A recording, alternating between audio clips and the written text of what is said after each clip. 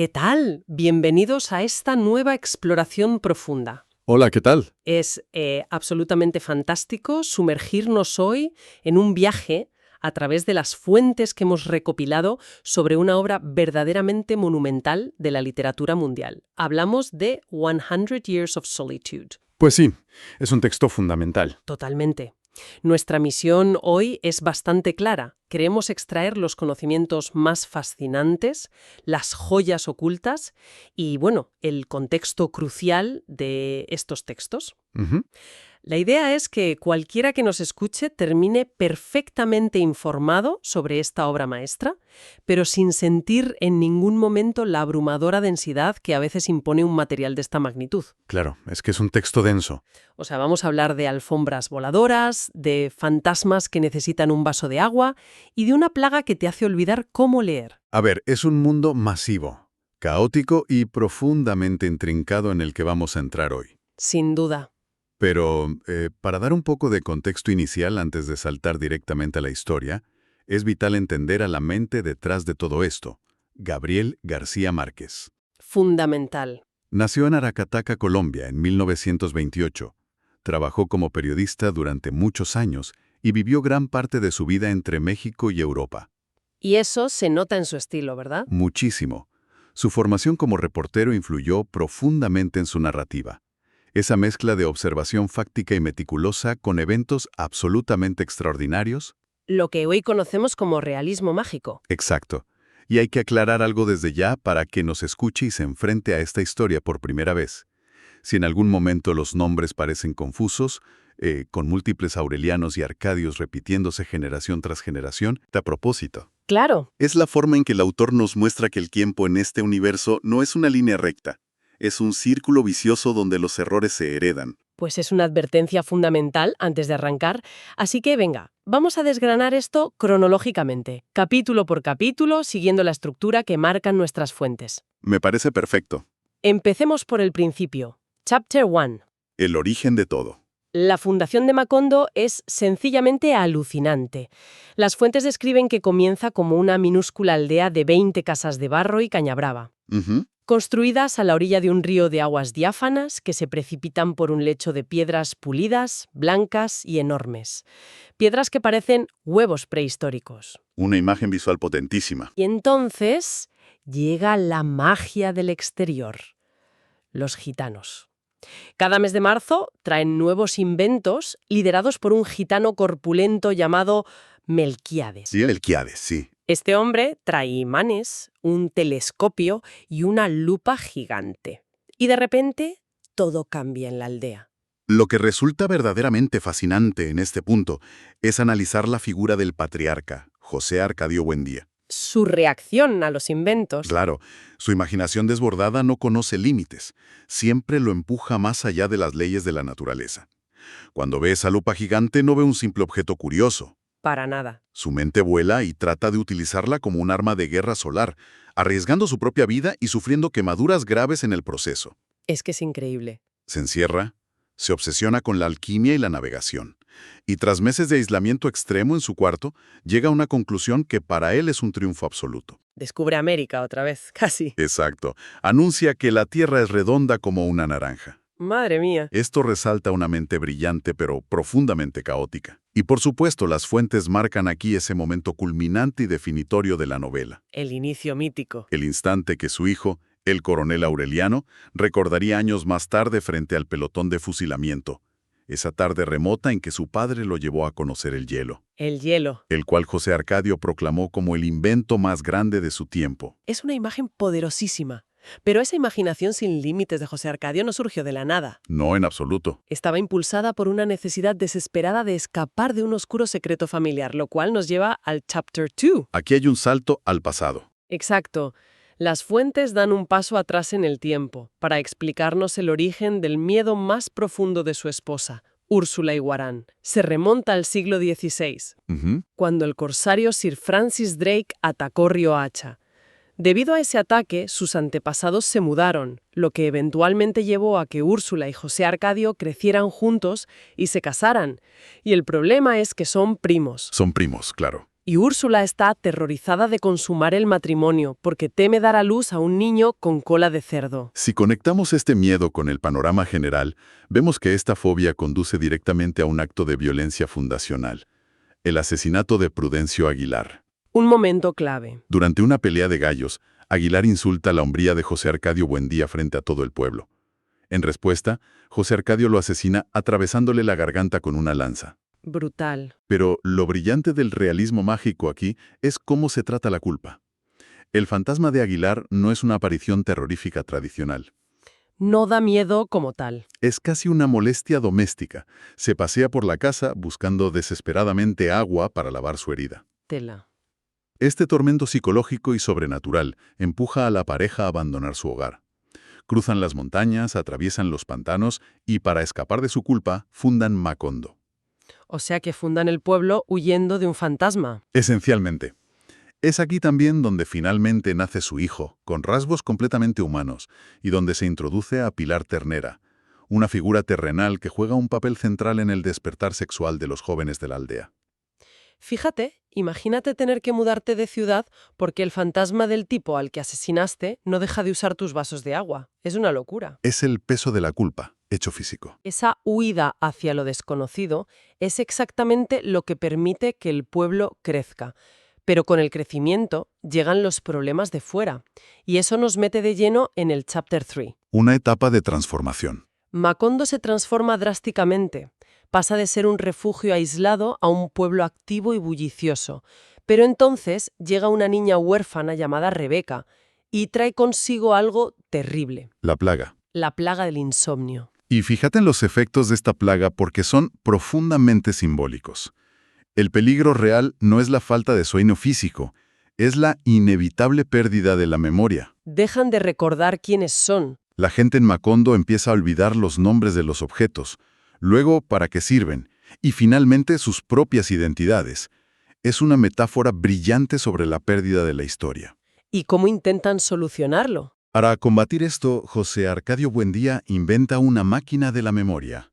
Una especie de diccionario giratorio diseñado para repasar todo el conocimiento adquirido diariamente. Fascinante. Además, este capítulo detalla la llegada del Estado en la figura del magistrado Apolinar Moscote. José Arcadio lo desafía abiertamente, al negarse a pintar las casas de azul, como ordenaba el gobierno. Exigiendo en cambio que su propia casa permaneciera blanca. Blanca como una paloma, dicen las fuentes. Es el primer choque real entre la autonomía de Macondo y la autoridad externa. Y ese choque con la autoridad solo va a escalar. Dando un salto en los textos, vamos a explorar el Chapter 5. Aquí las cosas se complican mucho. El patriarca, José Arcadio Buendía, pierde completamente la razón. Empieza a hablar en un idioma incomprensible, que luego el padre Nicanor descubre que es latín fluido. De locos. Su locura llega a tal punto que la familia termina atándolo al castaño del patio. Es un final trágico para una mente tan expansiva. Simultáneamente a esta tragedia personal, vemos el estallido de la guerra civil a nivel nacional. Esto marca una transformación masiva para su hijo, Aureliano. El que hacía pescaditos de oro. Ese mismo. Deja atrás su vida tranquila en el taller de platería, asume una nueva identidad y anuncia que se van a la guerra. Un cambio radical. A partir de este momento, asume oficialmente el título de Coronel Aureliano Buendía. Las fuentes nos muestran aquí el inicio de un conflicto que desgarrará al país y a la familia entera. Lo cual enlaza perfectamente con el Chapter 6. La leyenda del coronel Aureliano Buendía es asombrosa, pero al mismo tiempo está impregnada de una tragedia profunda. Es una figura muy compleja. Los textos señalan datos impresionantes. Organizó 32 levantamientos armados y los perdió absolutamente todos. Todos. Tuvo 17 hijos varones con 17 mujeres diferentes durante sus campañas. Sobrevivió a 14 atentados, 73 emboscadas y, como mencionamos antes, a un pelotón de fusilamiento. Pareciera el currículum de un héroe de acción invencible. Pero el genio del autor radica en lo que hace con esa figura heroica. A pesar de todas estas hazañas, el texto reflexiona de manera muy cruda sobre el vacío absoluto de la gloria militar. No hay gloria real. Exacto. Las fuentes ilustran la total futilidad de la guerra partidista. Después de años de derramamiento de sangre, el coronel se ve obligado a confrontar sus propias motivaciones. ¿Y a qué conclusión llega? Termina admitiendo, con una honestidad brutal, que su única razón real para seguir luchando es el orgullo. Se da cuenta de la total y completa falta de sentido de la guerra. La ideología se ha evaporado, dejando solo una inercia destructiva. Y mientras el coronel destruye por el mundo, la casa sigue su propio ritmo extraño. Pasemos al Chapter 8. Volvemos a la casa familiar. Hay una secuencia increíble donde los 17 hijos del coronel, todos bautizados con el nombre de Aureliano, van llegando progresivamente a la casa para ser reconocidos por Úrsula. Es un desfile de vida impresionante. Totalmente. Y esta rápida proliferación de vida contrasta agudamente con la profunda e impenetrable soledad de otro personaje clave, Amaranta. Amaranta. Ella rechaza sistemáticamente a cada pretendiente que se le acerca, incluyendo al devoto coronel Gerineldo Márquez. Amaranta se escuda detrás de un muro impenetrable de amargura. Tejiendo y destejiendo su propia mortaja. Exactamente. Pero la narrativa, de manera muy sutil, revela que esta amargura es en realidad una profunda cobardía frente al amor. Prefiere la seguridad de la soledad y el resentimiento al riesgo de entregarse emocionalmente a otra persona. Esa incapacidad para amar va a ser un tema recurrente a lo largo de las fuentes. Pero antes, la historia nos da un respiro casi cómico. Llegamos al Chapter 10. Aquí entran los gemelos. Se nos presenta a los gemelos de la siguiente generación, enfocándonos en gran medida en Aureliano II y su concubina Petra Cotes. Su relación es, francamente, salvaje. Muy pasional. El amor y la pasión de Petra de alguna manera desencadenan una proliferación mágica en el ganado de Aureliano II. Sus animales se multiplican con tanta rapidez y absurdo que él se vuelve obscenamente rico. A niveles exagerados. Al punto de que literalmente empapela las paredes de su casa con billetes reales. Es una exageración brillante. Es el auge de la riqueza, sí. Pero esta era de abundancia absurda también trae consigo una brutal colisión con el llamado progreso. Ah, claro, la llegada del tren. Durante este periodo, el primer tren llega a Macondo, y lo hace arrastrando una balsa de troncos con un grupo de matronas francesas. Esta llegada altera para siempre la inocencia fundamental del pueblo. Lo cambia todo. Las fuentes destacan que el tren trae nuevas formas de comercio, de vicio y de cultura que Macondo nunca había visto. Es el fin del aislamiento idílico y el comienzo de la explotación moderna.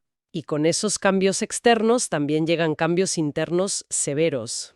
Esto nos lleva al Chapter 11. Un personaje fascinante aparece aquí. Tenemos una introducción muy vívida a Fernanda del Carpio.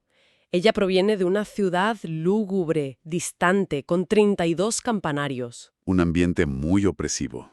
Fue criada tejiendo coronas fúnebres y siendo preparada desde niña para ser una reina, a pesar de que su familia estaba en la ruina absoluta. El choque cultural cuando Fernanda llega a la casa de los Buendía es inmediato y devastador. Ella impone reglas increíblemente estrictas. Cubiertos de plata, horarios. Rituales de luto opresivos en un hogar que siempre había prosperado en el caos, la vitalidad y las puertas abiertas. Es como el agua y el aceite. Fernanda representa la rigidez institucional, el conservadurismo extremo y una desconexión total con la realidad vital y desordenada de los Buendía. Su llegada marca el inicio de la asfixia interna de la familia. Una asfixia que pronto se reflejará en todo el pueblo.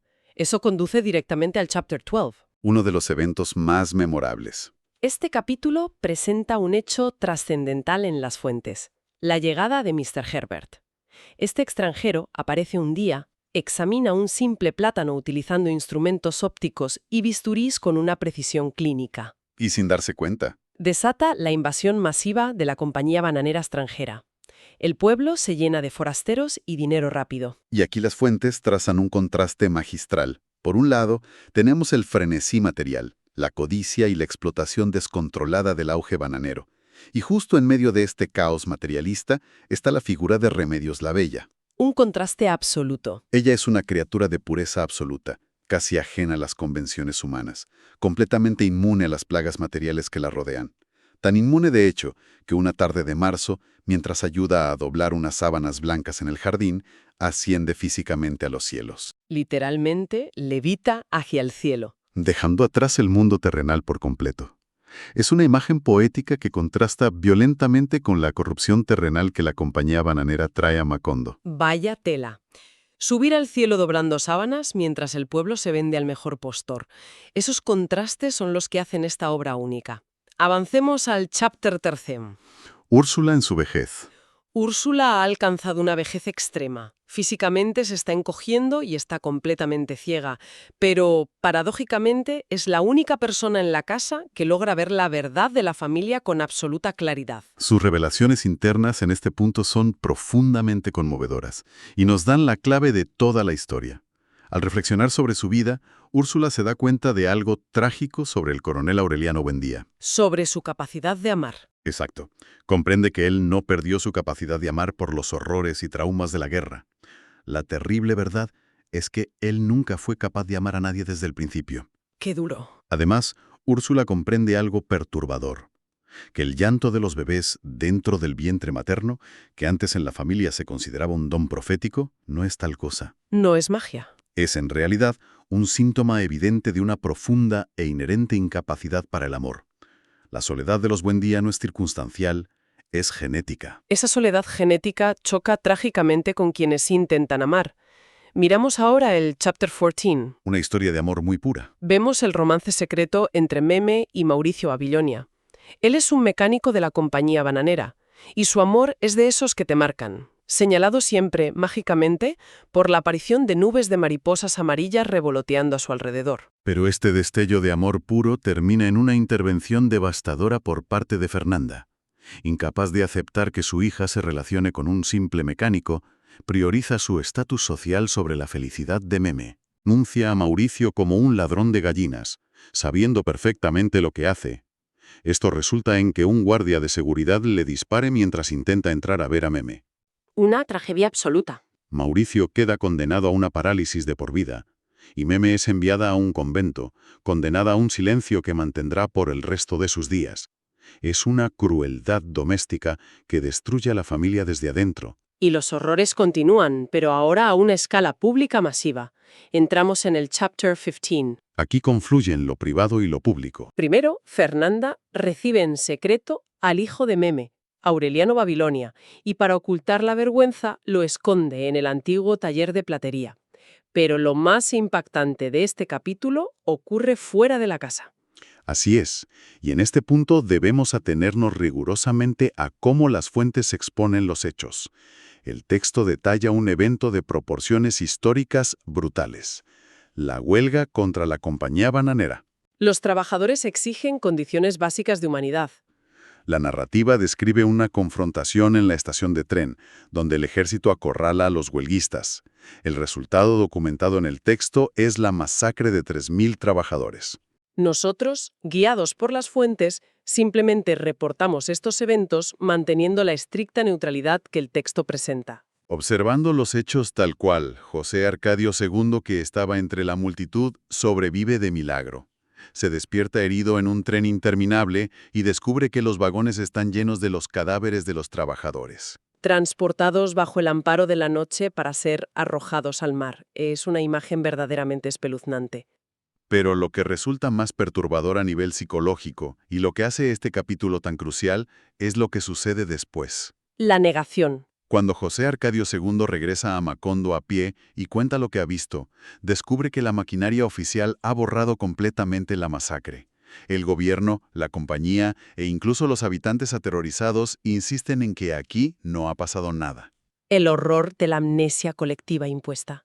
Y justo después de esta negación masiva, el cielo se rompe y comienza a llover. Y esa lluvia nos arrastra al chapter 16.